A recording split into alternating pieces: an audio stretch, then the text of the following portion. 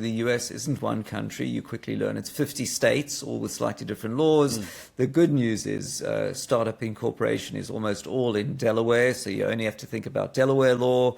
But the other thing is, you know, the legal system in the UK has been reformed. It's really fantastic. It's a world leader. At SeedLegals, we don't have to be a law firm. We can even give legal advice. We don't set ourselves out to be a law firm. But if somebody asks us how this term works or what does it mean in the document, we can freely tell you. The US is very heavily regulated on legals. You can't provide legal advice unless you're a law firm. It's the lawyers trying to protect their own interest.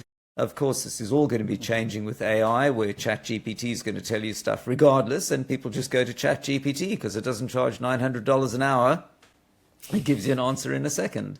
So as we enter this market, we have to adapt our product proposition. There are different players and competitors in the space already. But the key thing I've observed is in the UK, you know, thanks to SeedLegals and generally lower legal costs anyway, when you want to raise money, you can do a funding round, or you can raise with what we call a seed fast ahead of the round. We call it Agile Fundraising. A funding round's like getting all the investors on the bus together. You have to wait for them all to arrive. Then you send a term sheet and a shareholders agreement. And this was the way it was done before.